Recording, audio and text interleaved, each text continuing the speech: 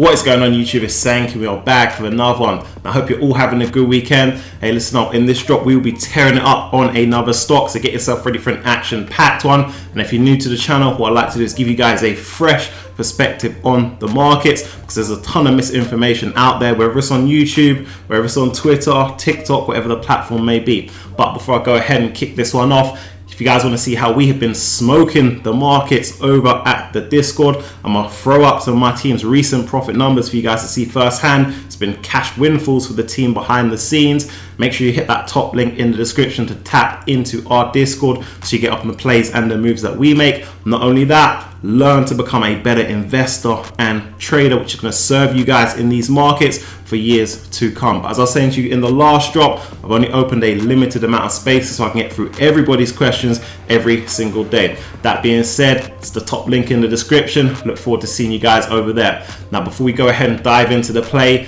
I've got to give you guys an update because we have seen a major shift in the markets over the last couple of weeks. I'm talking about the S&P, the NASDAQ, that you're going to want to be aware of if you're getting active in these markets, because it should have an influence over the actions that we make, given how much of a pull these major indices, that's the S&P and the NASDAQ, have on the overall market. So let's get to it. So up on screen, we've got the SPY and the QQQ. Now these are just two ETFs that map the SP 500 and the NASDAQ 100. I want to draw your attention to the SPY, and I put on a moving average here, a 50-day moving average. That's that purple line that you guys can see. Now, the SPY has been obeying the technicals almost perfectly throughout the entire year. That 50-day moving average has been its support that's bounced off successfully many times, pretty much every month. I'll take you guys through it. Here in January, here in February, here in March, here in May, here in June, here in July, here in August, and now as we speak we're testing it again.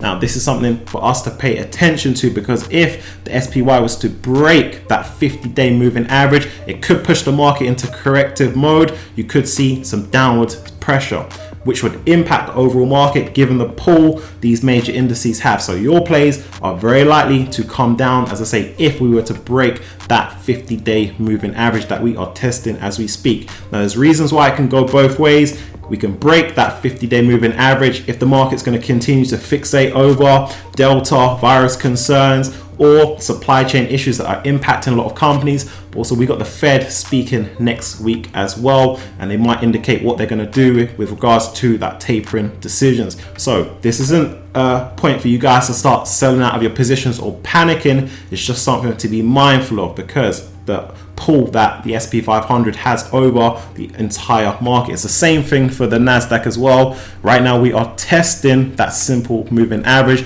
the 25-day simple moving average. So again, if that were to break, it would impact the overall markets. Now what I've been doing, given the technicals, is I've been storing a lot of cash at the moment. I've been buying selectively but lightly in key areas of the market where these companies aren't affected by supply chain issues, chip shortages, and their businesses are firing on all cylinders. They're bound to post up phenomenal Q3, Q4, and Q1 2022 numbers, okay?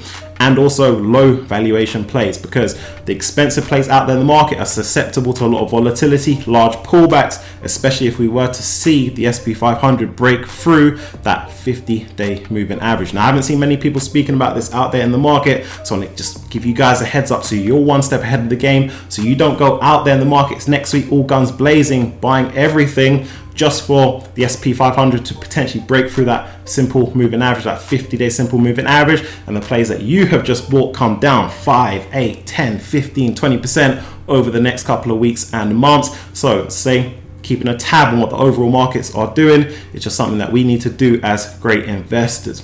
All right guys, so I'm going to jump into the play that I want to speak to you guys about today. So we've got Palantir, ticker symbol PLTR. This is one causing tons of buzz right now. Many people saying that a buy where they're at, including this guy. But they are a very good company, and I say you should buy Palantir. That's a fast-growing business, revenues growing, cash generation, customers ticking up, but it's got an eye-watering valuation. It's a very expensive play despite all the positives, and that is what has been holding the play back over the last couple of months, as the business, the fundamentals, catches up to the valuation. Now I always say to you guys, some plays are trades, some plays are investments. Because of that reason, I can't be invested into Palantir. I like them as a trade, and it's a trader's dream. As a matter of fact, let me show you guys this. So back in March, this play was $27, and right now the play is pretty much $28, $27. So if you'd invested in March at $27, you'd have made absolutely no money in the play, given all this time has passed.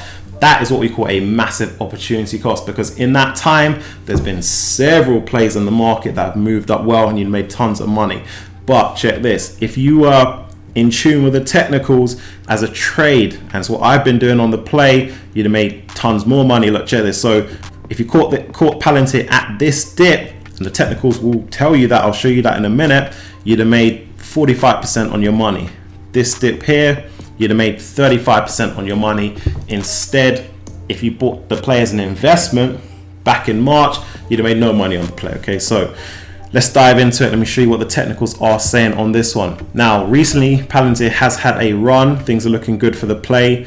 The MACD, which is a momentum indicator, we've seen a golden cross recently, which is giving very, very early signs that the play might still have room to continue this momentum upwards. So I wouldn't be surprised to see Palantir at $29. I wouldn't be surprised to see them at $30 or $31, given what the MACD is saying, but must let you guys know it's very, very early signs. We need a few more trading sessions to get confirmation if Palantir has room to move up.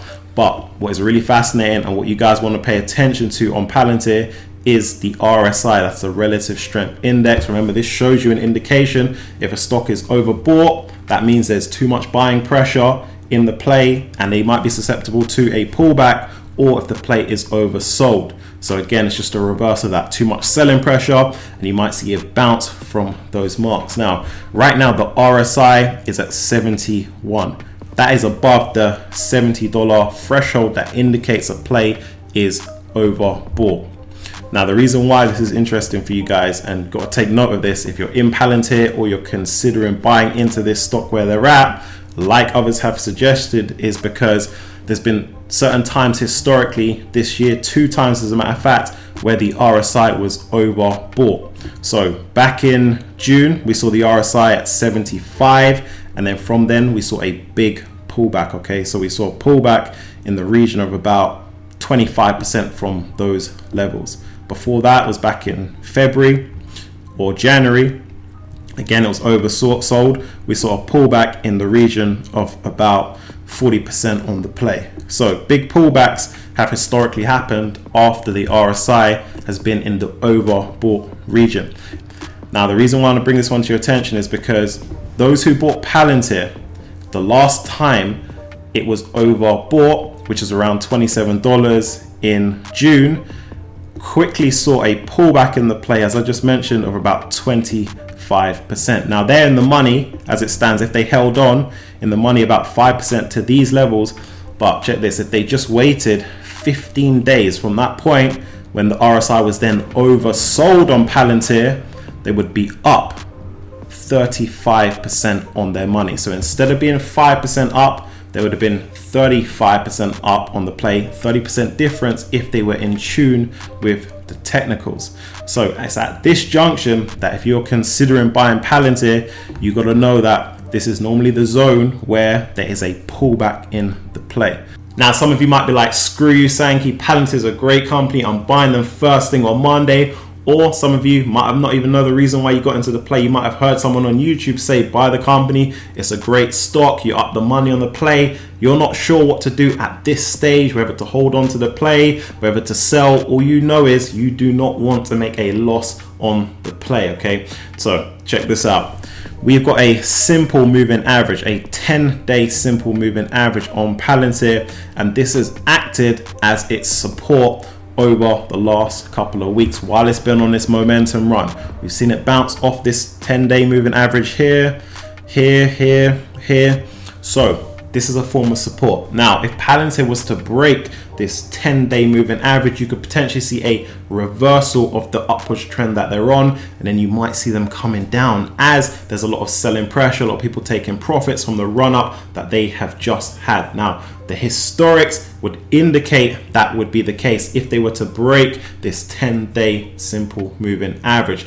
That being said, if you're hell-bent on buying Palantir right now where they're at, I would go in with a stop loss just below this simple moving average. Okay, so I would set a stop loss at $26. Give them a little bit of room to fluctuate, but at $26 it looks like that's a break of trend, and you could see, as I say, a potential reversal, downward selling pressure. Equally, if you're in limbo right now, you're in Palantir, you don't know why you're in the play, you're potentially not long term, you don't know why you bought the play, or you just don't want to see your gains being taken away from you, don't want to be in the red on the play.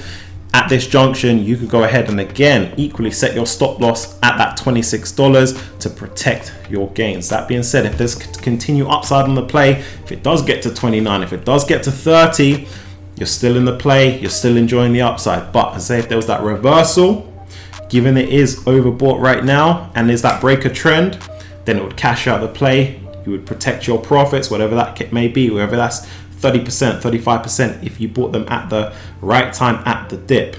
Now, as I say, my move personally is I'm waiting for that reversal. When I see Palantir oversold, and it will come, it might take 1 week, it might take 1 month, it might take 3 months or 6 months.